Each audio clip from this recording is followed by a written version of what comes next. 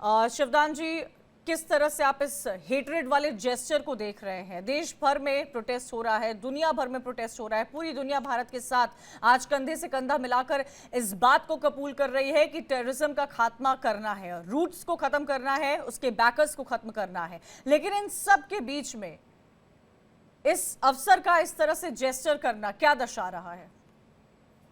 देखिए, जहां पूरी दुनिया भारत के साथ सहानुभूति दिखा रही है और ऐसी ये अमानवीय या इनह्यूमन एक्टिविटी हुई है जिसके बारे में सब पूरी दुनिया सुनकर के ताज्जुब रह गई है और पूरी दुनिया को बड़ा दुख हुआ है। मगर इस डांट इस इतने खराब एक्ट को यदि बाहर प्रदर्शन किया जा रहा है उसके खिलाफ, यदि पाकिस्तान की एम्बेसी के सामने लंदन में प्रदर्शन किया जा रहा है, तो उसके जवाब में एक पाकिस्तानी अधिकारी का इस तरह एक पोस्टर दिखाना बहुत ही शर्मनाक है और बहुत ही घिनौनी हरकत है। इससे ये शो करता है कि इनकी मेंटल स्टेट कैसी है, किस स्टेट में है। हालांकि बिल्कुल प्रूव हो चुका है कि ये पूरा हमला जो पहलगाम में हुआ है, पाकिस्तान के आईएसआई ने इसको ट्रेन किया था, हमास के एक ट्रेनर को बुलाया गया था पाक अधिकृत कश्मीर के अंदर, उस हमास के ट्रेनर ने इसको ट्रेन किया है, पाकिस्तान के आईएसआई ने पूरा सपोर्ट किया है और उसके बाद ये हमला हुआ है। फिर भी उसके बाद इसको मानने के बजाय और पाकिस्तान के अधिकारी इस प्रकार की घिनौनी हरकत कर रहे हैं, इससे ये शो करता है कि पाकिस्तान की मानसिकता या मेंटलिटी कैसी है। ये अभी तक इनको रियलाइज नहीं हुआ है कि कितना गंदा और गलत काम किया है इन्होंने और इसका क्या रिपरकशन हो सकता है। इसलिए इससे घिनौनी हरकत और कोई हो नहीं सकती। और ये पूरे विश्व में लंदन के अंदर ऐसा हुआ है जिसको पूरे विश्व में देखा है और पाकिस्तान की असली चेहरा पूरे विश्व के सामने आ चुका है।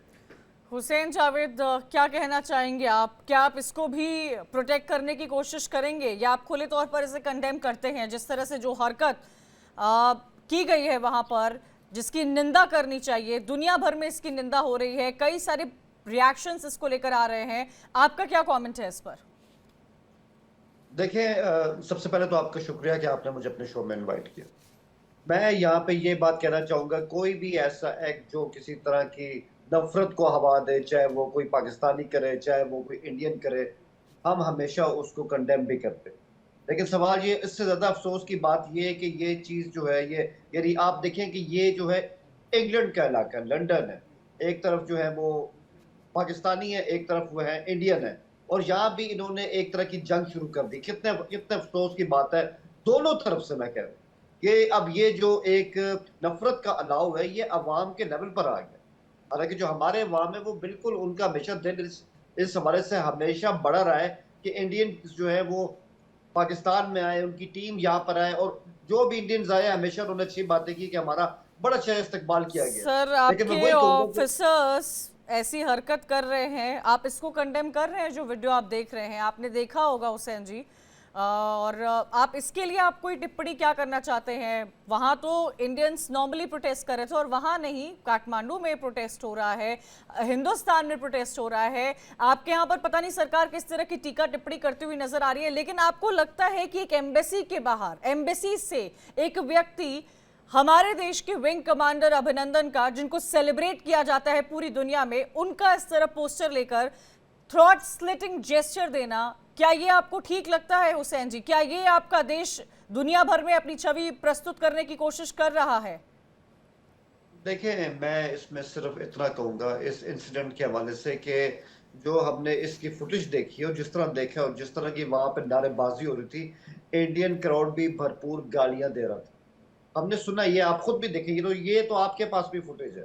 तो इश्तियाल अंगेजी जो थी ना, ये टू साइडेड थी, ये वन साइडेड नहीं थी। और जो शख्स ऊपर खड़ा है जिसने ये इशारा किया, देखिए मैंने पहले भी कहा, मैं किसी ऐसे एक्ट की हिमायत नहीं करता जिससे नफरत फूटती हो, लेकिन मैं इस शख्स को नहीं जानता कि ये एम्बेसी का कोई सरकारी ऑफिसर है, कोई आम बंदा है, क्योंकि मैंने उसको पहले एम्बेसी के बाहर, एम्बेसी में बाहर से वो इस तरह का जेस्चर करते हुए नजर आ रहे हैं। ये आपको नहीं पता है तो मैं आपको बता दे रही हूँ सर, ये आप ही के एम्बेसी के लोग हैं जो इस तरह के जेस्चर कर रहे हैं। ये आप देखिए, ये तस्वीर भी है जो मैं चला रही हूँ, वेल ड्रेस्ड हैं, पूरे डिप्लोमेट लग रहे हैं, आपके पाकिस्तान का झंडा है, बाहर पोस्टर्स है, उनके साथ कई सारे और लोग मौजूद हैं, विंग कमांडर अभिनंदन जिनको हमारा देश सल्यूट करता है, सेलिब्रेट करता है, दुनिया सेलिब्रेट करती है उनको, उसकी तस्वीर लेकर चाय इज फैंटास्टिक लिखते हुए क्या दर्शा रहे हैं और किस लेवल तक नीचे उतरेगा आपका मुल्क?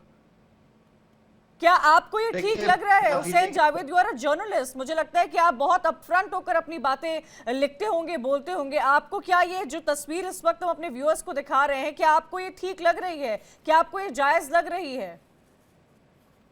देखिए मैम, अगर आपने 2 बार इसमें मेरी स्टेटमेंट सुन ली है कि मैं बहुत वाज़ेह अंदाज में कह चुका हूँ कि नफरत का कोई भी एक्ट जो कोई भी करेगा, हमें वो एक आंख नहीं पाता। अब इससे ज्यादा मैं अपनी क्लियर बात और कैसे आपके सामने रख सकता हूँ, लेकिन मैं वही कहूँगा, ये वॉर हिस्टेरिया है। ये वॉर हिस्टेरिया जो इस तरह से सामने आया 22 अप्रैल के बाद, और ऑब्वियसली अब इसमें अवाम भी आ गया, आपके अवाम भी सामने आ गया, हमारे अवाम भी सामने आ गए, तो अब एक दूसरे को मिठाई तो नहीं देंगे। ये जो कुछ हो रहा है गलत हो रहा है। मिठाई नहीं देंगे तो पर गला थोड़ी ना काटेंगे हुसैन जावेद जी। ऐसे जेस्चर कौन करता है? किसी एडमिनिस्ट्रेशन, किसी ऑफिसर को हमने भारत में तो कभी इस तरह की तस्वीर आज तक नहीं देखी है सर, न कभी देख पाएंगे हम। लेकिन लंदन, यूके में, लंदन जहां जो इतना डेवलप्ड जगह है, जहां पर इतने सारे लोग हैं और हर मुल्क के लोग वहां पर जाते हैं, वहां पर इस तरह की एम्बेसी से क्या मैसेज देने की कोशिश कर रहे हैं आप लोग? मैम, बात सिंपल सी है कि हम हमेशा उन अफराद में रहे जिन्होंने हमेशा इंडिया और जो हमारा मुल्क है पाकिस्तान, उसके बीच में अमन की बात की आज तक, और आज हमारे लिए मुश्किल टाइम है। अमन है सर, थ्रॉट स्लिट करके जेस्चर देना, ये आपको अमन दिख रहा है? हमें तो नहीं दिख रहा है अमन, किसी और को भी नहीं दिख रहा होगा अमन, आपको लग रहा है सर ये? अगर आप मुझे बात कंप्लीट कर दें, मैं वही बात कह रहा हूँ, मैं अपनी बात कह रहा हूँ। हमने हमेशा इंडिया पाकिस्तान जो अमन के एफर्ट्स होते हैं, हमने हमेशा उनकी हिमायत की है, लेकिन ये हमारे लिए भी इस टाइम टफ टाइम ये है, इस टाइम चल रहा है। और मैं यही कहूंगा, नफरत चाहे वो इंडिया से आए, पाकिस्तान से आए, हम हमेशा उसके खिलाफ। नहीं तो आप इस तस्वीर के खिलाफ हैं? आप अपने इस ऑफिसर के खिलाफ हैं जिसकी तस्वीर हम दिखा रहे हैं सर? मैं आपसे अर्ज कर चुका हूं, मैं इस शख्स को नहीं जानता कि आया ये इस एम्बेसी का अफसर है या कोई विजिटर था। ऐसे जब विजिटर एम्बेसी के अंदर पहुंच जाएगा क्या? ऐसे विजिटर का, ऐसे तो विजिटर्स की एंट्री होती ही नहीं है एम्बेसी में सर, आपको तो अच्छे से बात पता होगी। ये पाकिस्तान की एम्बेसी है, पाकिस्तान के झंडे लगे हुए हैं, आप देख पा रहे होंगे हाथ में। उस अभिनंदन, विंग कमांडर अभिनंदन के पोस्टर पर भी जो उन्होंने पेंट करवाया है, पोस्ट करवाया है, और जिसमें लिखा है चाय इज फैंटास्टिक, उस पर भी पाकिस्तान का झंडा बना हुआ है। तो आप माने न माने, ये पाकिस्तान की एम्बेसी के ऑफिसर हैं। देखिए मैम, क्या आप इसे कंडेम कर रहे हैं हुसैन जी? क्या आप इसको कंडेम कर रहे हैं जो तस्वीर आप देख रहे हैं? आई थिंक 3 बार कह चुका हूं, मैंने तो हमेशा इंडिया और जो हमारा वतन है पाकिस्तान, इनके बीच में नफरत की कोशिशों को हमेशा कंडेम किया। आई थिंक इससे ज्यादा क्लियर मैं अपनी बात नहीं कर सकता।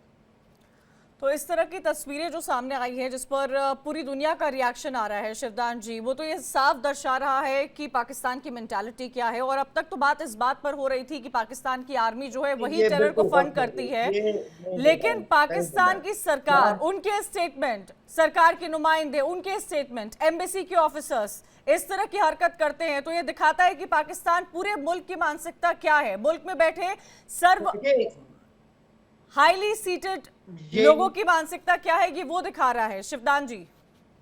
देखिए, जब से ये पहलगाम हमला हुआ है और उसके बाद से जो पाकिस्तानी नेताओं के स्टेटमेंट्स आ रहे हैं, उनसे पाकिस्तान की मानसिकता साफ झलकती है।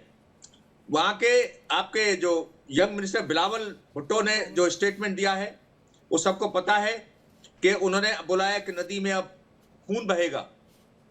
इसके अलावा जो भी उनके प्राइम मिनिस्टर ने स्टेटमेंट दिए हैं और जिस तरह से उनके बाकी नेता स्टेटमेंट दे रहे हैं, उनको भारत के साथ इस इतने बड़े हमले के बाद में भारत के साथ कोई सिंपैथी होने के बजाय वो उल्टा भारत के कटे हुए पर नमक छिड़क रहे हैं और भारत को और भी ज्यादा उसको धमकी दे रहे हैं कि हम इसको ऐसा कर देंगे, हम उसको वैसा कर देंगे। इनको क्या अपनी औकात पता नहीं है पाकिस्तान को कि भारत के साथ ये 4 लड़ाइयां हार चुके हैं, और इनकी आर्मी क्या पाकिस्तान की भारत की आर्मी के साथ खड़ी रह सकती है? या इनके पास इतना गोला बारूद हथियार है जितना भारत के पास है? भारत इस वक्त विश्व की एक महाशक्ति बन चुका है, जिसके बाद इनको ये रियलाइज कर लेना चाहिए। यदि पाकिस्तान शुरू से ही रियलाइज कर लेता भारत की इंपॉर्टेंस, तो आज पाकिस्तान में भुखमरी ना होती, पाकिस्तान की बुरी हालत ना होती। आज पाकिस्तान एक डेवलप कंट्री होता और खुशहाल देश होता। मगर पाकिस्तान की आर्मी ने हमेशा अपने देश को ये दिखाने के लिए कि केवल हम ही तुम्हारी रक्षा कर सकते हैं, हमारी तुम्हारी हिफाजत कर सकते हैं, इसलिए हमेशा भारत से दुश्मनी मोल ली और ऐसे एक्शन किए जिससे भारत के साथ लगे कि वो भारत का बहुत ज्यादा दुश्मनी पाकिस्तान की।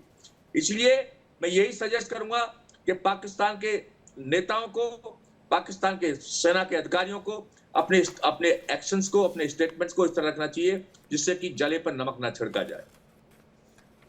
हुसैन जावेद जी, जवाब लेना चाहूंगी आपसे। जो बिलावल भुट्टो का स्टेटमेंट सामने आया है उस पर आपकी क्या प्रतिक्रिया है? देखिए, बात ये कि ये आपको भी पता है कि इससे पहले जो मतलब हमारी जो सिंध की हुकूमत है, जो हमारी स्टेट है, उनका और जो हमारी सेंट्रल हुकूमत है, उनका आपस में इशू चल रहा था चंद कनाल्स के ऊपर। वो चाह रहे थे कि कुछ ऐसा पानी जो सिंध की तरफ जाता है उसको अगर थोड़ा सा डाइवर्ट किया जाए और ना यहाँ पे थोड़ी सी जो कनाल्स हैं उनको तामीर किया जाए। लेकिन जब ये सारी सूरत-ए-हाल सामने आई है तो मुकम्मल तौर पे हमारी फेडरल हुकूमत ने उस इक़दाम को वापस ले लिया है और यही बात है कि सिंध के सारे जितने भी उनके रिजर्वेशन थे वो खत्म हो गए। अब बिलावल ने जो इसमें बयान दिए, जो आपका सवाल भी है, ऑब्वियसली जब आपकी हुकूमत, आपकी स्टेट ये खुलेआम ऐलान करेगी कि हम पाकिस्तान का पानी बंद कर देंगे, तो आप फिर हमारे जो हमारी सियासी कुव्वत है, जो हमारे अवाम है, जो हमारी स्टेट है, उससे आप तवक्को क्या रखेंगे? हम आपको कहेंगे कि ठीक है हमारा पानी आप बंद कर दीजिए। जवाब में आपको धमकियां सुनने को मिलेंगी, क्योंकि ये कोई ह्यूमन एक्ट नहीं है किसी भी मुल्क का पानी इस तरह से बंद कर देना, और ये हो भी नहीं सकेगा। तो हुसैन जावेद, जो पहलगाम में हुआ वो क्या था? क्या वो ह्यूमन एक्ट लग रहा था? वो एंटी ह्यूमन एक्ट था? वो टेरर एक्ट था? इतने सिविलियंस ने अपनी जानें खोई हैं, उनके परिवार वालों की तस्वीरें, उनके वीडियोस देखकर रूह कांप जा रहे हैं लोगों के कि क्या हुआ है उन लोगों के साथ। क्या वो ह्यूमन एक्ट लग रहा था आपको? उसके जवाब में तो ये पहला एक्शन है जो भारत की सरकार ने लिया है। आप लोग उसी से डर गए हैं। इतने सालों से पानी लगातार मिलता आ रहा था बिना किसी कनेक्शन के, बिना किसी बात के, बिना किसी रिजर्वेशंस के, और आज जब भारत सरकार ने ये एक्शन लिया है, जहां ह्यूमैनिटी के तौर पर, ह्यूमन एक्ट के तौर पर ये तमाम ट्रीटीज साइन हुई थी, उसको आज आप अपोज कर रहे हैं जब भारत सरकार ने एक्शन लिया है तो। और आप कह रहे हैं, आप इस तरह के स्टेटमेंट दे रहे हैं कि अगर भुट्टो ने जो स्टेटमेंट दिया अगर वो नहीं मिलेगा तो क्या मिलेगा? क्या इस तरह के स्टेटमेंट लोग देते हैं? सरकार के नुमाइंदे देते हैं? पार्टी के अध्यक्ष देते हैं क्या? और आप इससे सहमति जता रहे हैं? जी बिल्कुल, मैं उसके बिल्कुल हिमायत में, और उसके मेरे पास कारण भी है। ऐसे मैं ब्लाइंडली किसी को फॉलो नहीं करता। अगर आप मुझे मौका दें तो मैं ये कहूंगा, जो आप कह रहे हैं कि आपने हमें पानी दिया और पानी आज तक आ रहा है, तो एहसान नहीं किया आपने। ये इक्वलिटी की बेस पे इंडस बेसिन ट्रीटी 1960 में हुआ था। आपके पीएम नेहरू जी पाकिस्तान आए थे, हमारे प्रेसिडेंट अयूब खान थे, और आपस में ये एग्रीमेंट हुआ था। तो ये दो मुल्कों का एग्रीमेंट, ये टेक्निकल चीज है, ये कुछ सस्ती, इस पे आपको ना स्पाइस नहीं मिलेगी, बिकॉज ये टेक्निकल मैटर है। तो यहाँ पे यही था कि 3 जो हैं रिवर्स वो आपके हैं, 3 हमारे हैं, ठीक है जी। और इसमें वर्ल्ड बैंक जो है वो इसमें उसकी जमानत शामिल है। तो इस तरह इंडिया ऐलान कर दे एक वन फाइन डे उठ के कि हम इससे अलग होते हैं, हम इसको सस्पेंड करते हैं, इंडिया के पास ये इख्तियार ही नहीं है टेक्निकली, ये बिल्कुल नहीं है, इस मुआहदे में लिखा हुआ है। तो इसको पढ़ लीजिए, और मैं आपसे यही कह रहा हूँ कि इसको समझने की जरूरत है। ये जो इस तरह की धमकियां है कि पानी बंद कर देंगे, पाकिस्तान बूंद बूंद को इस तरह से तरस जाएगा, आपका केस बड़ा कमजोर है, इसके आप सिग्नेटरी रहे। सर, हमारा केस कैसा है कैसा नहीं है ये तो हमें देखने को मिल ही रहा है। पाकिस्तान कितना डरा हुआ है ये भी हम साफ तौर पर देख पा रहे हैं। अनुज माथुर है, रिटायर्ड मेजर, हमारे साथ जुड़ गए हैं डिफेंस एक्सपर्ट के तौर पर। आपका स्वागत है। अनुज जी, आपसे रिएक्शन लेना चाहूंगी मैं कि जो कुछ, सबसे पहले तो मैं ये तस्वीर का रिएक्शन लेना चाहूंगी कि लंदन में जो कुछ हुआ है वो हैरान करने वाला है कि कैसे एक एम्बेसी के अंदर से एक ऑफिसर की इस तरह की तस्वीर सामने आ रही है, विंग कमांडर अभिनंदन की पोस्टर लेकर जिस पर लिखा है चाय इज फैंटास्टिक, और ऐसा जेस्चर कर रहे हैं जिसकी निंदा हर तरफ की जा रही है। बड़ी निंदनीय तस्वीर है जिसको इस वक्त हम डिस्प्ले भी कर रहे हैं। बिल्कुल बिल्कुल बिल्कुल। देखिए, मैं आपको एक बात बताऊं बिल्कुल साफ तौर पे। मेरी आवाज ठीक आ रही है? हाँ जी जी। हाँ, तो मैं ये बता रहा था, देखिए आपको ये जो इस प्रकार की जो हरकतें होती हैं, ये एक पाकिस्तानी आर्मी का कर्नल है, और अगर ये पाकिस्तानी आर्मी का कर्नल इंग्लैंड में DA MA है, तो ये पाकिस्तानी आर्मी के सर्वश्रेष्ठ कर्नलों में से एक है। और ऐसे व्यक्ति का इस प्रकार का गैर जिम्मेदाराना और बिल्कुल एक टेररिस्ट की तरह, मेरे ख्याल से एक टेररिस्ट भी ऐसा नहीं करेगा कि मैं आपकी गर्दन काट दूंगा। मैं आपको एक बात बताता हूं, ये आपकी जो सेना है उसके जो उसका जो वो है, उसको दिखाता है कि किस प्रकार की सेना है। थोड़ी देर पहले भी मैं आपके चैनल पे यही बता रहा था कि ये जो है, ये आतंकवादी जो चेहरा है ये दिखा रहा है। और जावेद साहब, मैं आपको ये समझाने का प्रयास कर रहा हूं कि ये आपके लिए ज्यादा घातक के बजाय इसके कि हमारे लिए, क्योंकि हमें जो है, हम पता है हमारी शक्ति क्या है। थोड़ी देर पहले हमने बात की थी, second largest army in the world, the fourth largest air force, fourth largest navy, fifth largest economy। और आप कहां हैं वो अपना जाकर के खाता देख लीजिएगा। आज पाकिस्तान की आर्थिक अव्यवस्था क्या है, आज पाकिस्तान की फॉरेक्स रिजर्व कितने हैं, उनके पास और चीजें क्या हैं, कितनी हैं। और 1971 में 4 दिसंबर को किस प्रकार से जो आज की तारीख में इंडियन नेवी है उसकी 1/50वां हिस्सा भी नहीं थी, उसने कैसे आपके पूरे कराची के पोर्ट को ध्वस्त करके 2/3 आपके उनको खत्म करके और पूरा ब्लॉकेड किया था। और एक चिड़ी का बच्चा भी जो है पूर्वी पश्चिमी पाकिस्तान से पूर्वी पाकिस्तान तक समंदर के रास्ते से पूरी लड़ाई के दौरान नहीं जा पाया था। तो ये तमाम बातें समझने की आवश्यकता है। अब इस प्रकार से अगर हरकत की जाएगी, आपके सम्माननीय जो कि वो कर्नल जो कि एक डिप्लोमेट भी है, जो वहां पर एक राजनयिक है, तो उसके साथ एक कोड ऑफ कॉन्डक्ट होता है। ये कैरेक्टर जो है पाकिस्तान आर्मी का, उसको दिखाता है, अनुज माथुर जी डिस्प्ले करता है। एक मिनट और प्लीज। और उसके अलावा जिस प्रकार के जो बातें आपके जो आर्मी चीफ करते हैं, वो कहीं से भी मिलिट्री लाइक नहीं है। मिलिट्री जनरल्स जो होते हैं, उनका काम नहीं है कि रिलीजियस बेसिस पे या कास्ट बेसिस पे उसके ऊपर आप लोगों में उन्माद फैलाने की कोशिश करें। ये बिल्कुल non military, non professional conduct है आपके आर्मी चीफ का और उन कर्नल साहब का जो भी है। और ये मैं दूसरी बात मैं बताता हूं, ये अभिनंदन का फोटो जो आप बार बार दिखाते हैं, ये वही अभिनंदन है जिसने 3rd जनरेशन के, सेकंड 2.5 जनरेशन के MiG-21 से एक F-16 को नीचे गिराया था।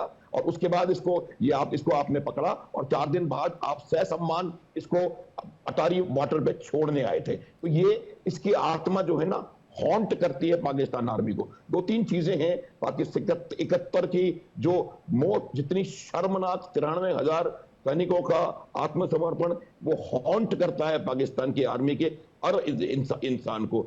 हर लड़ाई में हार पाकिस्तान की आर्मी को हुसैन जावेद तो एक्सेप्ट करने को तैयार ही नहीं है कि ये पाकिस्तान का कोई शख्स है। उनसे मैं बार बार सवाल कर रही हूँ, वो कह रहे हैं। आप सोचिए कैसा स्थिति कैसे बनी हुई है अभी पाकिस्तान के जर्नलिस्ट के लिए कि जो हरकत पाकिस्तान के ऑफिसर्स कर रहे हैं वो एक्सेप्ट ही नहीं कर पा रहे। मतलब ये कितनी डिस्गस्टिंग तस्वीर है। मैं वही कह रहा हूँ, उससे किसी पे कोई अंतर नहीं पड़ रहा है, भारत पे कोई अंतर नहीं पड़ रहा है। मैंने भारत की शक्तियां आपको गिना दी और उसके बाद आपको पाकिस्तान कहां पर स्टैंड करता है वो भी आप देख लें। और ये बात भी मैं आपको बताना चाहता हूं कि आज की तारीख में किसी भी युद्ध में कोई भी किसी दूसरे पर निर्भर नहीं हो सकता। आप ये ना समझे कि आप चाइना पर निर्भर होकर के कोई बहुत बड़ा काम कर लेंगे। आज आप यूक्रेन की हालत देख लीजिए, कोई जो भी करना है अपने आप करना है। और अपने आप का जो कंपैरिजन है वो पूरी दुनिया में अवेलेबल है, ओपन सोर्सेज में अवेलेबल है। ठीक है हुसैन जावेद, जवाब दे दीजिए। कितनी फंक्शनल है, तो ये बात देखने की है। आपने सुना कि इंडिया कितना सशक्त है, कोई कंपैरिजन नहीं है इंडिया और पाकिस्तान में। आप चाहे वो इकोनॉमी पर हो, चाहे किसी भी बैकग्राउंड पर हो, चाहे मिलिट्री पर हो, कहीं पर भी पाकिस्तान स्टैंड नहीं करता है। आप वैसे ही अपने प्रोविंसेस को लेकर जूझ रहे हैं। आपके यहाँ इकोनॉमिक क्राइसिस इतना है, इन्फ्लेशन इतना ज्यादा है, आने वाले वक्त में वाटर क्राइसिस भी आपको देखने को मिलेगा। उसका डर हर किसी के चेहरे पर पाकिस्तान के लोगों पर नजर आ रहा है। इन सब के बीच में इस तरह की घिनौनी हरकत करना, आतंक को परोसना क्या दर्शा रहा है? आपके ऑफिसर्स ऐसे डिस्गस्टिंग जेस्चर्स कर रहे हैं जिसकी चर्चा हर तरफ हो रही है, दुनिया भर में उनके इसकी निंदा की जा रही है, उनके जेस्चर की जो उन्होंने दर्शाया है। क्या ये एक जेस्चर होना चाहिए इस पद पर बैठे व्यक्ति का? देखिए मैम, सबसे पहले तो मैं ना आपसे रिक्वेस्ट करूंगा कि मुझे कम से कम 2 मिनट दीजिएगा अनइंटरप्टेड, ताकि मैं अपने पॉइंट रख लूं, क्योंकि माथुर साहब ने काफी सवाल यहाँ पे खड़े की, तो मुझे जवाब तो कम से कम उसका श्योर। देना चाहिए। मैं तो यही कहूंगा, देखिए पहली बात उन्होंने कही है, या मैं यही कहूंगा, माथुर साहब, सत्यपाल मलिक साहब को आप भी जानते हैं, इंडिया भी जानता है ऑब्वियसली। उन्होंने करण थापर को एक इंटरव्यू दिया था 2019 के बाद, वो यूट्यूब पे पढ़ा है, आप भी सुन लें। सत्यपाल मलिक का पाकिस्तान से कोई ताल्लुक नहीं है, हम सब जानते हैं, इंडियन है। उन्होंने खुल के कहा था कि जो ये क्लेम किया गया इंडियन एयरफोर्स की जानिब से 27 फेब को कि जनाब हमने F-16 को इस तरह मार गिराया है, ये देखें, ये हम आपके सामने लेकर आए हैं, गलती से इंडिया की एयरफोर्स ने अपना ही जो उनका था विमान उसको मार गिराया था। इस सत्यपाल मलिक ने करण थापर के शो में, करण थापर कोई छोटे मोटे सहाफी नहीं है, उनको किसी ने चैलेंज नहीं किया है, तो प्लीज इसको देख लीजिए। हमारे F-16 2019 का वो जो टाकरा हुआ था ना, उसके बाद भी उनकी स्ट्रेंथ पूरी थी, एक भी नहीं वो गिरा। ये बात फैक्ट की बात है, मैं अपनी तरफ से नहीं कह रहा हूं, मैंने इसलिए सत्यपाल मलिक साहब का हवाला दिया है। एक बात तो ये है। दूसरी बात है, मैं हमेशा एक हवाले से आपकी रिस्पेक्ट भी करता हूं, मैंने कई दफा कहा है कि आप एक सोल्जर है, और सोल्जर चाहे इंडिया का हो, पाकिस्तान का हो, हम हमेशा उसकी इज्जत करते हैं। तो मैं यहाँ पे ये कहूंगा, एक सोल्जर हमसे बेहतर जानता है मिलिट्री हिस्ट्री क्या होती है, मिलिट्री टैक्टिक्स क्या होती है, और मिलिट्री साइंस क्या होती है, क्योंकि आपकी सारी उम्र इन चीजों में गुजरी होती है। सिंपल सी बात है, ये कोई तुलना नहीं होती कि एक मुल्क के पास अगर वो दूसरे नंबर पे, तीसरे नंबर पर है, तो वो चौथे नंबर पे या पांचवें नंबर पे आने वाली फौज पर हावी ही होगा। अगर ऐसा होता तो वियतनाम पे जो है ना अमेरिका, वो बहुत पहले उसको हजम कर चुका होता, नहीं कर सका। तो ये मिलिट्री हिस्ट्री के असूल है। कई दफा स्ट्रेंथ बहुत ज्यादा भी होती है कई कंट्रीज की फौजों की, और हिस्ट्री में उनको शिकस्तें भी मैं आ होती रही है। हूँ माथुर तो जी ये तो आपके कोई पास। असूल ही नहीं है कि इसमें हमेशा से है वो, मतलब ये जो है असूल यही हमेशा लागू रहेगा। और ये 71 का पाकिस्तान नहीं है, ये 71 के जो है ना, जो उस टाइम जो प्रॉब्लम थे, आज हमारी आर्मी को वो वाले मसले, जो मैं हमेशा कहता हूँ कि नाली के बाद इंडिया ठीक है, ठीक है हुसैन जी। माथुर जी मैं आपके पास आऊंगी, लेकिन उससे पहले शिवदान जी मैं आपका एक स्टेटमेंट लेना चाहती हूं कि भारत सरकार की तरफ से लगातार मीटिंग्स का दौर जारी है, श्रीनगर में कई मुलाकातें हो रही है, दिल्ली तक लगातार मंथन किया जा रहा है, चर्चा की जा रही है, हर लेवल पर क्या डिप्लोमेटिक एक्शन लिए जा चुके हैं, क्या इमीडिएट एक्शन थे, वो तमाम चीजें हमारे सामने आई है।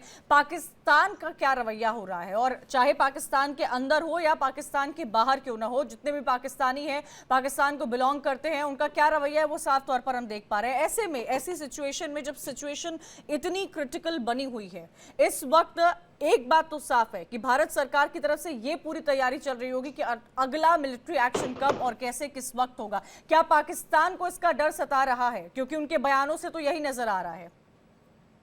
देखिए, आपने एक टर्म सुना होगा, अपराध बोध, गिल्टी कॉन्शियस। उसमें यह होता है कि जो एक बार क्राइम कर देता है उसको पूरे टाइम ये भय सताता है कि उसको सजा पता नहीं क्या मिलेगी। तो पाकिस्तान ने एक बहुत बड़ा अपराध किया है पहलगाम में। जैसा कि मैं पहले भी बता चुका हूं, उन्होंने हमास के एक बड़े नेता को बुलाया पाकिस्तान ऑक्युपाइड कश्मीर में, पीओके में, और वहां पर इन आतंकियों को ट्रेनिंग दिलवाई, और हमास के तर्ज पर ही यह हमला किया गया। तो पाकिस्तान की पूरी पोल खुल चुकी है, और इसके बाद पाकिस्तान को महसूस हो गया है कि उसने बहुत बड़ा अपराध किया है, जिसमें पूरी दुनिया उसके खिलाफ खड़ी है। और उसको यह भी महसूस हो गया है कि अभी किसी भी स्टेज पर जाकर के वो अपील करेगा, उसकी कोई बात सुनने वाला नहीं है, क्योंकि उसका जो ये अपराध है पूरी तरह सिद्ध हो चुका है कि उसने पहलगाम में आतंकी हमला करके वहां के टूरिस्टों को, बेनिहत्ते टूरिस्टों को मारा है, और इस तरह से पूरे जम्मू कश्मीर की जो रोजी रोटी का वो है वो बिल्कुल खत्म कर दिया है। तो इसलिए पाकिस्तान में बहुत ज्यादा डर और भय का वातावरण इसलिए बना हुआ है कि वो जानता है कि ये जो पाकिस्तान की इस वक्त भारत की सरकार है, ये बदला जरूर लेगी। ये वो पुरानी सरकार नहीं है जिसने 2008 में जो बंबई हमला हुआ था उसके बाद चुप बैठ गई, वो चुप बैठने वाली नहीं है। जैसे कि आपको पता है, उरी का जो प्रॉपर जवाब दिया गया, ऐसे ही पहलगाम का प्रॉपर जवाब दिया गया, और उससे भी बड़ा जवाब अब इस हमले का दिया जाएगा, जिसकी वजह से पाकिस्तान में चारों तरफ बेचैनी है, और पाकिस्तान के बड़े बड़े सैनिक अधिकारियों ने अपने परिवारों को विदेशों में भेज दिया है, पाकिस्तान के बहुत से मिनिस्टर्स ने अपने परिवारों को विदेश में भेज दिया इसी डर से कि पता नहीं भारत की तरफ से कितना बड़ा हमला होगा और किसको क्या खतरा होगा। माथुर जी, ये बात समझ में नहीं आई है क्योंकि तरह तरह की खबरें लगातार यहाँ सामने आ रही हैं कि जो मिनिस्टर्स हैं और उनके परिवार वाले हैं वो देश छोड़कर जा चुके हैं। इतना उनको डर सता रहा है, बयान तो इतने बड़े बड़े दे रहे हैं, लोगों को बरगलाने की कोशिश कर रहे हैं, उनको प्रोवोक करने की कोशिश कर रहे हैं वहां के आवाम को, लेकिन खुद अपने और अपने परिवार वालों के साथ वहां से निकल आ गए हैं। सर, आपका ऑडियो म्यूट है। ध्यान जी जी बोलिए। मैं ये कह रहा था, कंचन मेरी आवाज आ रही है? जी जी सर कंटिन्यू। मुझे तो मैं आवाज आपको ये कहता हूं, एक दो बातें बिल्कुल क्लियरली बताना चाहता हूं कि सबसे बड़ी बात जो है वो ये है कि आप जो साइंस आ रहे हैं पाकिस्तान से वो बिल्कुल अनमिस्टेकेबल हैं। जैसे पाकिस्तान की आर्मी की फॉर्मेशंस का मोबिलाइजेशन हो रहा है, मैं नाम बता सकता हूं, 37 इन्फेंट्री डिवीजन खाड़ियां से और 15th इन्फेंट्री डिवीजन सियालकोट से मोबिलाइज हो चुका है। और ये इन्होंने लाइन ऑफ कंट्रोल के पास और इंटरनेशनल बॉर्डर के पास के गांवों को खाली करा लिया है। इस तरह का मोबिलाइजेशन और इस तरह का इवैक्यूएशन का जो काम होता है वो काम ऐसे नहीं होता। कुछ नहीं किया है इंडियन आर्मी ने, कोई मोबिलाइजेशन नहीं हुआ है, सिर्फ स्टेटमेंट दिया है, वो भी बिहार की धरती से भारत के प्रधानमंत्री ने, और उसका रिएक्शन ऐसा चेन हो रहा है। ये साइंस आर अनमिस्टेकेबल कंचन, और ये साइंस हैं not because of anything else, not because Indian Army is going to launch a mount offensive। ये साइंस इसलिए हैं कि वे आज की तारीख में भारत वर्ष में पॉलिटिकल विल और मिलिट्री कैपेबिलिटी दोनों मौजूद हैं, और दोनों का जो सिनेमा है कि किस प्रकार का रिएक्शन होगा। इतना बड़ा इस तरह से रिएक्शन करना, इस प्रकार के बयानात मंत्रियों के आने, और इनके रक्षा मंत्री का ये एक्शन है कि 30 साल से ये टेररिस्ट को पाल रहे हैं, उनको बड़ा कर रहे हैं, उनको उन्होंने खड़ा किया है, और उनके एक एमए का इस प्रकार से इतना गंदा जेस्चर करना, ये तमाम बातें फियर साइकोसिस है कंचन।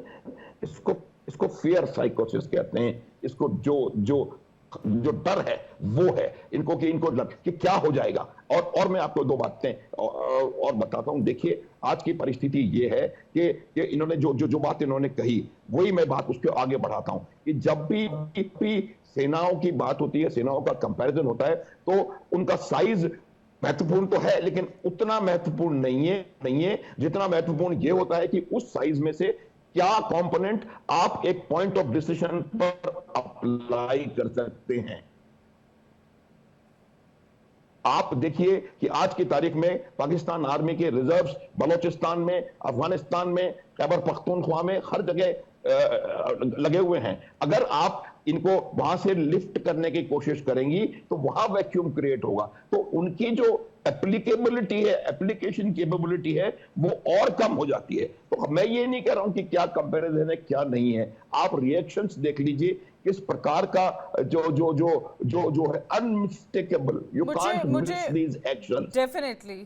शिवदान सिंह जी, मुझे एक बात समझ में नहीं आ रही है, जिस मुल्क में अंतरकलह इतनी हो, इंटरस्टेट्स फाइट हो रही हो, बलूचिस्तान की अपनी बगावत है, खैबर पख्तूनख्वा में क्या कुछ किया जा रहा है वो सबके सामने है, वहाँ के प्रोविंसी नहीं आपस में एक समन्वय बैठा पा रहे हैं, वो दूसरे मुल्क से युद्ध की कल्पना भी कैसे करता है, उसके दिमाग में भी कैसे आता है जो इस तरह की बयानबाजी वहाँ से की जा रही है। वो अपना खुद का मुल्क नहीं संभाल पा रहा है, इतनी क्राइसिस है शिवदान जी वहाँ पर।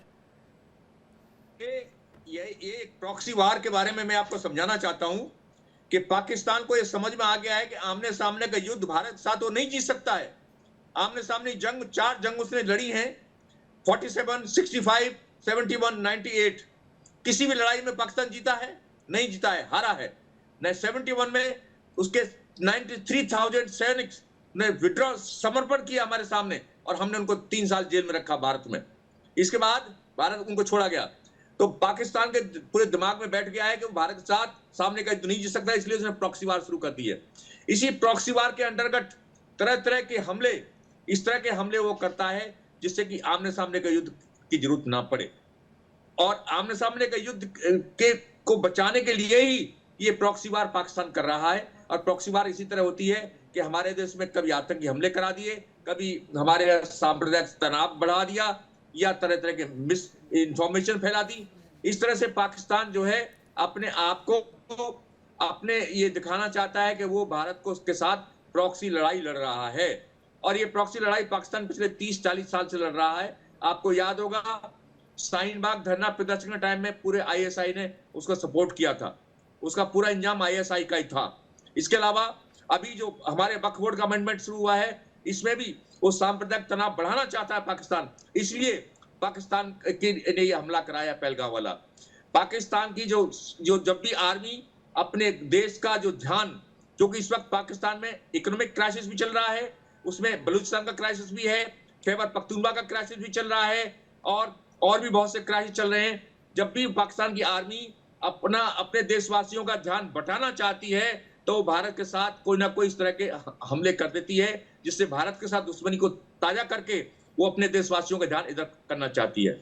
और इसमें पाकिस्तान की आर्मी ने इसी तरह से ये प्लानिंग की है, जिससे पाकिस्तान की जो जनता का ध्यान स्टेटमेंट है आर्मी चीफ के, वही कहीं ना कहीं ये दर्शा रहे हैं कि ये पहले से सोची समझी एक पूरी मॉड्यूल था जिसको अंजाम देने की कोशिश की गई है। हुसैन जावेद जी, मुझे लगता है कहीं ना कहीं आपको भी जब आप बैठते होंगे पैनल डिस्कशन में, तो आपको लगता होगा कि ये सब सही तो बोल रहे हैं, हमारी सरकार क्या कर रही है, पाकिस्तान के खिलाफ जो भी बातें की जा रही है वो सही तो की जा रही है, पर हो सकता है कि क्योंकि आप पाकिस्तान के जर्नलिस्ट से आप सहमति नहीं जता पाते होंगे, लेकिन एक इनसाइट तो आपको आता ही होगा कि कहीं आपका कोई कंपैरिजन नहीं है सर। क्या स्टेट है, इकोनॉमिक क्राइसिस कितना ज्यादा है, वहां पर बच्चों का क्या हाल होता है, क्या इस पर आप लोग लेख वगैरह लिखते हैं कि खैबर पख्तूनख्वा में स्टूडेंट्स का क्या, स्कूलों का क्या हाल हुआ है, क्या ये सारी चीजें आपके यहाँ पर एडिटोरियल में पब्लिश की जाती हैं सर, या सिर्फ war war war, terror terror terror आप लोग पब्लिश करते हैं और इंडिया इंडिया इंडिया? देखिए, पहली बात तो ये कि अगर आपने कभी हमारे चैनल्स पे जो होते हैं टॉक्स वो कभी सुने हो, या आपने कभी हमारे जो न्यूज़पेपर्स है वो आपने पढ़े हो, जिसमें डॉन को आप पढ़ लें, जो आपको लगेगा कि वो किसी की हिमायत नहीं करता, वो इंडिपेंडेंट लिखता है, ऐसे कई हमारे हैं, तो आपको समझ आएगी कि कितनी हमारे यहाँ आज़ाद सहाफ़त होती है और अवामी मसाइल पर बात होती है।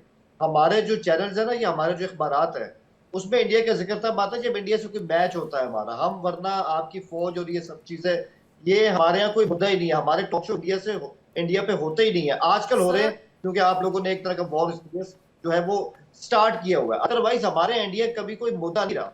और ये जो बात है ना कि एक तरह का कंपैरिजन, ये मुझे समझ आती कि इंडिया को इतना क्या घमंड है कि पता नहीं आप लोग कहाँ जा चुके हैं, पहुंच चुके हैं कि आपको अपने सामने लोग छोटे दिखाई देते हैं। जमीन पे अपने कदम जमा के रखें, आप जो मर्जी कर रहे हैं, आपकी सूरत हाल इस वक्त सही नहीं है। क्या इंडिया के चाइना के साथ ताल्लुकात अच्छे हैं, बांग्लादेश से अच्छे हैं, हमें तो छोड़ दीजिए, हमारे साथ तो कभी अच्छे नहीं रहे, श्रीलंका से अच्छे हैं।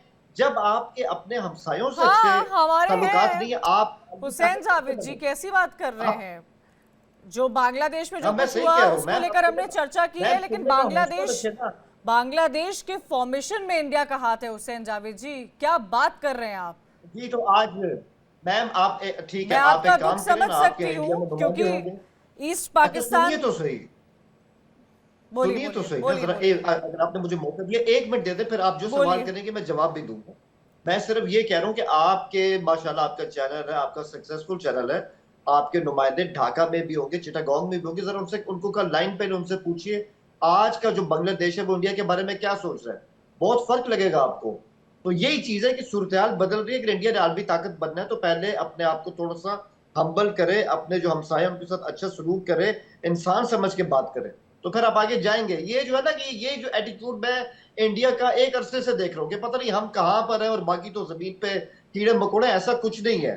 हर मुल्क अपनी जगह खड़ा है, हर मुल्क जो है उसकी अपनी एक नेशनल डिग्निटी है, और हमने इंडिया की अहमियत से कभी इनकार नहीं किया। मैं आपको ये भी बताऊं, हमने इंडिया, सर मैं आपकी बात में नहीं बोला, सर मैं आपकी बात में नहीं बोला, मैं बहुत ही इज्जत के साथ कह रहा हूं, मैं आपकी बात में नहीं बोला, और मेरी बात एंड हो रही है, मेरी बात एंड हो रही है। मैं सिर्फ यही कहूंगा, जी, मैं सिर्फ यही कहूंगा कि हम इंडिया की अहमियत को भी समझते हैं। इंडिया ने कई ऐसी फील्ड्स है जिनमें तरक्की की है, हम उसको मानते भी हैं। हम ऐसा नहीं कहते कि इंडिया ने कुछ नहीं किया, इतने बाइस नहीं है, लेकिन इसका यह मतलब नहीं कि आप सबसे आगे और बाकी बहुत ही माइल्स हम बहुत आगे हैं। हुसैन जावेद, हम बहुत आगे हैं, हम टॉप पर हैं। माथुर साहब बोलिए, देखिए, आप अपनी बात बोलिए। कंचन, मैं आपको एक बात बिल्कुल साफ बता देना चाहता हूं। इन्होंने एक दो देशों के नाम गिनाए, वो कोई भी किसी से भी भारत के ताल्लुकात खराब नहीं है। आज चीन के साथ हमारा समझौता हुआ है कि हम, आपको मैं बात बताता हूं कि पाकिस्तान के सिर्फ 3 नेबर्स हैं, ईरान, अफगानिस्तान और भारत।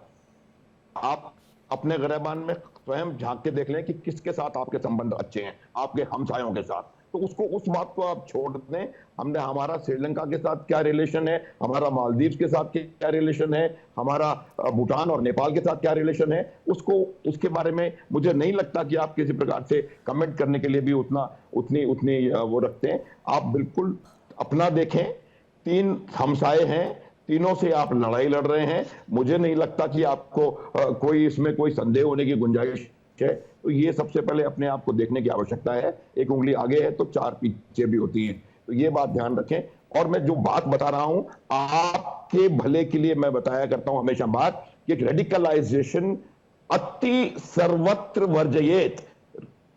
रेडिकलाइजेशन किसी भी सूरत में सही नहीं है। आप अपने आप देखें कि क्या आपकी सेना रेडिकलाइज है या नहीं है, किस प्रकार की तकरीरें वहां से होती हैं, किस प्रकार के लोग, किस प्रकार की भाषा का प्रयोग वहां के पॉलिटिकल लीडर्स कर रहे हैं, हाफिज सईद कर रहे हैं, और लोग वहां पर जितने हैं वो सब इस तरह की बात कर रहे हैं, खून बहेगा, ये होगा, वो होगा। किसी भी चीज को समझने की जरूरत है। Radicalisation in any form is disaster. ये बात आप ध्यान रखें, और ये रेडिकलाइजेशन जो है उसको देख लें। और जो बांग्लादेश से भी जो प्रधानमंत्री निकलता है, तो उसको सेफ्टी पाकिस्तान में या किसी और इस्लामिक मुल्क में नहीं नजर आती, उसको भी सेफ्टी भारतवर्ष में नजर आती है। तो भारतवर्ष के किसके साथ क्या रिश्ते हैं वो आप हमारे ऊपर छोड़ें। हमारे रिश्ते सबके साथ ठीक हैं। भूटान, नेपाल, म्यांमार, श्रीलंका ने क्या कभी अभी कोई का कमेंट दिया है? अभी प्रधानमंत्री मोदी वहां गए थे तो किस प्रकार से उनका स्वागत हुआ और उनको सर्वोच्च सम्मान वहां का मिला है। उनका किस प्रकार से स्वागत सऊदी अरेबिया में हुआ है, यूएई में, अबू धाबी में किस प्रकार से उन्होंने मंदिर बना करके उस मंदिर के इनॉग्रेशन के लिए मोदी को बुलाया है। आज प्रधानमंत्री मोदी एकमात्र वर्ल्ड लीडर ऐसे हैं जो कि रशिया का भी विजिट कर सकते हैं, यूक्रेन का भी कर सकते हैं, यूएसए का भी कर सकते हैं, और फिर भी उनकी सिर्फ वाह हो रही है। तो ये तमाम आप लीडरशिप आप अपने आप सोच के देखिए। मैं ये नहीं कह रहा हूं कि मेरी बात मानिए, अपने आप सोच के देखिए कि किस प्रकार का स्टेटमेंट आपके प्रधानमंत्री का है और किस प्रकार का स्टेटमेंट भारत के प्रधानमंत्री का है। आपको ये उसके जो उसमें कोई कंपैरिजन ही नहीं है माथुर साहब, आप देखिए। कोई मुझे तो लगता है कि हुसैन जी सोच भी रहे होंगे, बार बार उनको लगता होगा। शिवदान जी का रुख करना चाहूंगी, काफी देर से कुछ बोलना चाह रहे हैं जी। मैं हुसैन साहब को एक जवाब देना चाहता हूं कि बांग्लादेश के बारे में जो इन्होंने कहा है कि बांग्लादेश के बारे में सोचे, बांग्लादेश के बारे में क्या सोच रहा है। ये केवल अगस्त से ये शुरू हुआ है जब आपकी आईएसआई ने बांग्लादेश में फंडामेंटलिज्म को फैला करके शेख हसीना को वहां से भगाया है, और वहां पर ये जिस तरह की रेडिकलाइज टाइप की जो गवर्नमेंट आपने बनाई है, तब से बांग्लादेश की सोच बदली है। अन्यथा बांग्लादेश भारत का सबसे बड़ा दोस्त है था, और इसी कारण से आज बांग्लादेश की जो तरक्की हुई थी, आपके से काफी आगे जा चुका था बांग्लादेश आप ही से बना था, मगर बांग्लादेश एक दुनिया में एक तरक्की पसंद मुल्क गिना जाता था, जिसकी जो ग्रोथ थी, नेशनल ग्रोथ आपसे बहुत ज्यादा आगे थी। मगर जब से बांग्लादेश में ये रेडिकलाइजेशन हुआ है और ये सरकार, नई सरकार बनी है, तब से उसकी सोच बदली है। अदरवाइज बांग्लादेश भारत का बहुत अच्छा दोस्त था, और ये जो आपने जो ऊपर चेंज किया है, ये ज्यादा दिन नहीं चलने वाला, क्योंकि पाकिस्तान, बांग्लादेश की जनता ने ऑलरेडी इसको पहचानना शुरू कर दिया है और इनके खिलाफ ऑलरेडी अपराइजिंग शुरू हो चुकी है, और बांग्लादेश दोबारा उसी हालत में आएगा जो पहले था। अगस्त से पहले उसी प्रकार की दोबारा सरकारें बनेंगी और भारत के साथ दोबारा उसी तरह के दोस्ताना ताल्लुकात स्थापित होंगे। और बिल्कुल ये बात पाकिस्तान को साफ तौर पर समझने की ज़रूरत है कि भारत पर आरोप प्रत्यारोप से आगे बढ़कर जो कायराना हरकत पाकिस्तान ने की है, उसको किस तरह से उसको रोके, टेरर की हब। अच्छा हुसैन जावेद जी, हर तरह से पाकिस्तान को एक ही नाम से जाना जाता है, टेररिज्म टेररिज्म। क्यों ऐसा, क्यों लगातार आपके मुल्क की छवि ऐसी बनी हुई है कि आपकी आर्मी टेररिज्म को पनाह देती है? उसामा बिन लादेन क्यों पाकिस्तान में मिला? अच्छा, इससे पहले मैं आपके सवाल का जवाब दूं, मैं पहले जरा सर के सवाल का एक जवाब दे दूं, फिर मैं आपके सवाल पर आऊंगा। मैं ये कहूंगा ना, देखिए अभी सर ने कहा बड़ी सिंपलिसिटी से कि जी अगस्त के बाद वो चेंज हो गया। मुझे बड़ी हैरानगी हुई, बड़ी खुशगवार किस्म की हैरानी हुई कि यार हमारी आईएसआई इतनी तगड़ी है कि वो पूरा जो एक मुल्क है, वहाँ के अवाम है, वहाँ के स्टूडेंट है, वहाँ के सियासतदान है, वहाँ की फौज है, उनकी सोच ही बदल ली।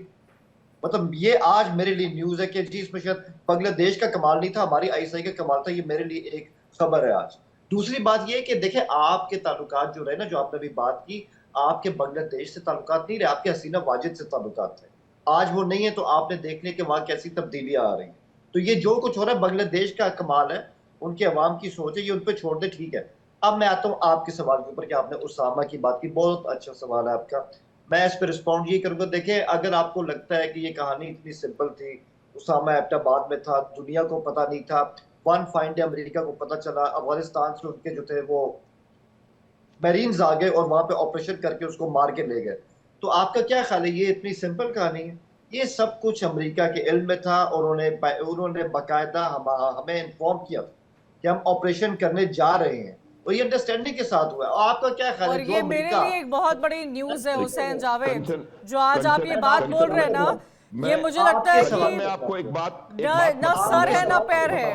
कंचन, जी जी जी कंचन मेरी बात सुने कि क्या क्या है कि ये जरूरी नहीं है कि किस प्रकार से ऑपरेशन हुआ, जरूरी ये है कि वो उसामा बिन लादेन कहां पाया गया, हाफिज सईद कहां है। आपके रक्षा मंत्री ने कुछ देर पहले ये इस बात को एडमिट किया है कि हम 30 साल से आतंकवाद को पाल रहे हैं, हम आपके लिए उस आतंकवाद को बढ़ावा दे रहे हैं, और आज वही आतंकवाद हमें काटने को दौड़ रहा है। हिलरी क्लिंटन ने पाकिस्तान के लिए 2011 में ये बात कही थी कि अगर आप अपने बारे में सांप पालेंगे तो वो आपको अल्टीमेटली डसेगा। किसी और देश के बारे में उन्होंने ऐसा नहीं कहा था।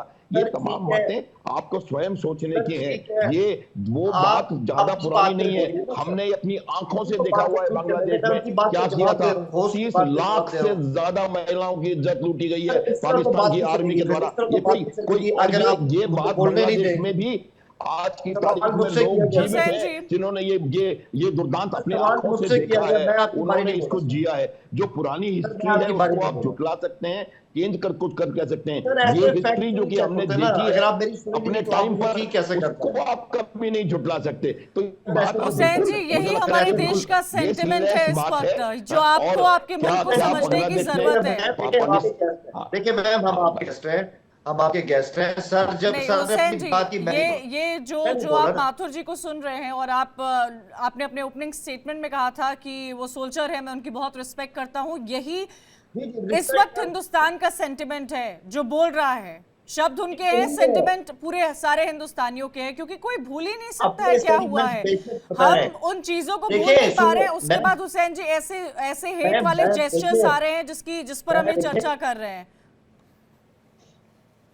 सेंटीमेंट जरूर बताएं मुझे, किसी के सेंटीमेंट सुनने से कोई इनकार नहीं। हम तो यहाँ सुनने के लिए बैठे हैं, सवाल और जवाब के लिए बैठे हैं। लेकिन मेरी सिर्फ ये रिक्वेस्ट है, जब मैं किसी के बीच में नहीं बोलता तो मुझे अपना जवाब तो मुकम्मल करें। आपने मुझसे सवाल किया जी, मैं सिर्फ यही बात कहूंगा कि जो आपने उसामा की बात की ना, तो इसके बीच में एक अंडरस्टैंडिंग थी। वरना आपका क्या ख्याल है कि अमेरिका जो सिर्फ हथियारों के नाम पर इराक को तबाह कर रहे, अफगानिस्तान को तबाह कर रहे, उसमें इस तरह अगर होता कि हमने किसी को बताया ना होता, तो आपका क्या ख्याल है अमेरिका जो है वो पे अटैक ना करता, हमें धमकियां मत देता? क्या कोई धमकी दी गई? तो ऐसी कोई बात नहीं। कई चीजें होती हैं इंटेलिजेंस के अंदर जो बैकडोर होती हैं, उनको समझने के लिए थोड़ी सी किताबें पढ़ना पड़ती हैं, हर चीज स्क्रीन पे नहीं होती है। हुसैन जावेद जी, हाफिज सईद के बारे में आपका क्या कहना है? जी जी बिल्कुल, अच्छा सवाल है आपका। हाफिज सईद जो है, जी जी बिल्कुल, उनकी आप जितनी भी तंजीमें थी जो उससे पहले थी, उनके नाम चेंज किए गए। हमने उन सबको बैंड आउटफिट में शामिल किया। आज से नहीं, कई सालों से हाफिज सईद साहब जो है उनको हमारी कोर्ट ने सजा दी है, वो हिरासत में, उनकी तबीयत भी सही नहीं है। ये उनकी इस टाइम जो है सूरत हाल है, वो बिल्कुल भी वो इस काबिल नहीं कुछ कर सकते। बहुत जानकारी है आपको उनकी तबीयत की कि क्या हालात उनके इस वक्त बने हुए हैं, लेकिन सवाल तो कई सारे हैं और वो सवाल लगातार माथुर जी हर कोई पूछता ही आएगा। माथुर जी, मैं क्योंकि समय की कमी है और मैं क्लोजिंग के टुवर्ड्स बढ़ रही हूँ, मैं ये भी समझना चाहती हूँ, जाते जाते इंडस वाटर ट्रीटी पर लगातार बात हो रही थी कि क्या कॉन्सिक्वेंसेज होंगे उसके, पाकिस्तान की इकोनॉमिक्स क्या है ये हमारे सामने है, पाकिस्तान की आवाम कैसे सरकार के साथ नहीं है ये भी हमारे सामने है, पाकिस्तान की आर्मी कैसे टेरर को रूल कर रही है वो भी हमारे सामने है, लंदन में इतने बड़े कर्नल इस तरह की हरकत करते आए पाकिस्तान की वो भी हम सब देख रहे हैं, और हम ही नहीं माथुर जी पूरा विश्व इस चीज को देख रहा है, क्योंकि आपने भी बोला कि मिलिट्री के बैकग्राउंड के पर्सन का ऐसा जेस्चर नहीं हो सकता है। This picture is disgusting. बिल्कुल बिल्कुल कंचन, ये तमाम बातें तो मैंने आपको बता दिया। ये पाकिस्तानी सेना के जो उनका जो कैरेक्टर है उसका क्लियर डेमोन्स्ट्रेशन है, जो कि उनका सर्वश्रेष्ठ कर्नल सिलेक्टेड कर्नल होता है जो कि डीए बन के जाता है। मुझे मालूम, मैं था, मुझे ये सब पता है। लेकिन आपको मैं ये बता रहा हूं कि आप इंडस वाटर ट्रीटी जो थी वो एक बहुत ज्यादा heavily loaded in favor of Pakistan थी। It was a very big gesture on the part of India's government at that time कि उन्होंने सारा इस प्रकार का उन्होंने समझौता किया। उसके बाद भी शायद हुसैन जावेद साहब को इस बात का इल्म ना हो, उसके बाद पैसा दिया है हमने कि वो अपना कैनाल सिस्टम उसको डेवलप कर सकें। ये कई बातें हैं, इन सब बातों को समझने के बजाय हर बार बैक स्टैबिंग हुई है। और आपको मैं फिर समझा दूं कि जो आप तीन रिवर हमारी की बात हमेशा करते रहते हैं, वो बिल्कुल मुझे लगता है कि आपको पता नहीं है कि ब्यास रिवर जो है वो रोहतांग ला से शुरू होती है जो कि भारत में है, और हरिके पे जाके समाप्त हो जाती है जो कि फ्री भारत में है। वो ब्यास रिवर पूरी तरह से भारतवर्ष की है, उसमें किसी का कोई अधिकार नहीं है, कोई बंटवारा नहीं है। तो जब ये इंडस वाटर ट्रीटी हुई थी तो उस समय चिनाब, झेलम और इंडस का सारा पानी पाकिस्तान को दे दिया गया था, और सिर्फ दो, रावी और सतलज, दो नदियां भारत ने अपने पास रखी थी, क्योंकि भारत को मालूम था ये बात। ये वर्ल्ड बैंक की रिपोर्ट है कि अगर इतना पानी पाकिस्तान में नहीं गया तो वो जो पाकिस्तान का पूरा इलाका डेजर्टेड हो जाएगा। तो न केवल एक्स्ट्रा पानी दिया, we are a upstream nation, बावजूद उसके आपको अधिक पानी को दिया गया था। और फिर आपको कैनाल सिस्टम डेवलप करने के लिए पैसे दिए थे, उसको एक्नॉलेज करने की बजाय अभी आप तीन बराबरी ये वो कर रहे हैं। तीसरी, ब्यास रिवर, आप कल को तो आप बोलेंगे चंबल का पानी भी दे दो, गंगा का भी दे दो। कहां से ब्यास आपके पाकिस्तान में जा रही है, कहां से आकर के? ब्यास रिवर आप चेक कर लेंगे, रोहतांगला जो कि भारत का हिस्सा है उससे शुरू होती है, और हरिके जो कि भारत का हिस्सा है वहां खत्म हो जाती है।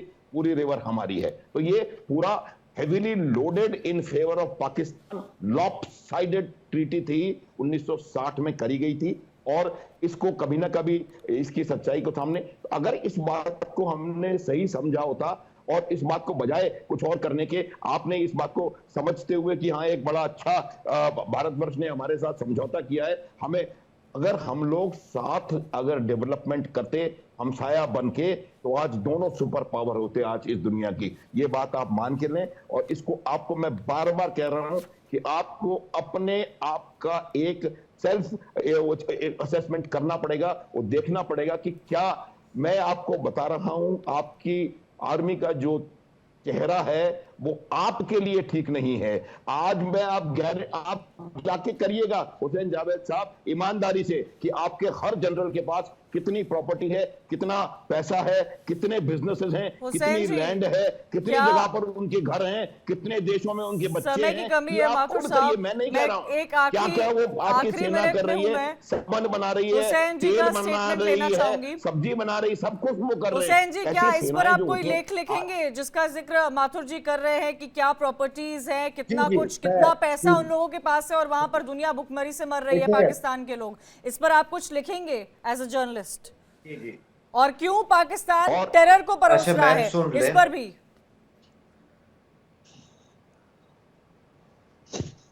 देखिए, मैं सिर्फ इसमें ये कहूंगा, मुझे पता है आपके पास टाइम कम है, मैं सिर्फ ये कहूंगा माथुर साहब, ब्यास आपका था, आपका ही है, हमें उससे कोई मसला नहीं है, लेकिन बात वही ना कि आप कह रहे हैं कि वो मुआहदा जो था वो हमारे हक में था, तो ये तो फिर अब नेहरू जी से पूछिए, तो उन्होंने साइन किए थे, उनसे ताकतवर तो पीएम इंडिया की इसमें क्यों नहीं आया? इसका जवाब तो वो इस तरह से दे सकते हैं।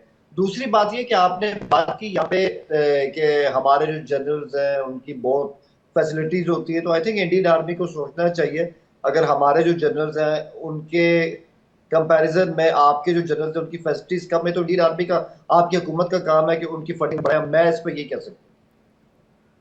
ठीक है, बहुत बहुत शुक्रिया माथुर जी। मैं एक छोटा सा जवाब आपसे लेना चाहूंगी इनके इस सवाल पर, एक आखिरी हाँ। जल्दी से 30 सेकेंड सर। हाँ, मैं यही कह रहा हूं, देखिए उसमें क्या होता है कि आपको अगर अपने देश का भला देखना है तो आपको इन चीजों को, जो हार्ड पीछे, फैक्ट्स हैं उनको समझना definitely। पड़ेगा।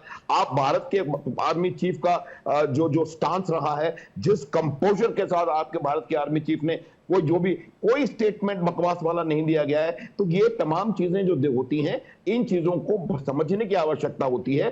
और जिस प्रकार का मिलिट्री बिहेवियर आपके लिए और देश के लिए उसकी निंदा और हर जगह रीजन के की लिए जा ठीक रही नहीं है।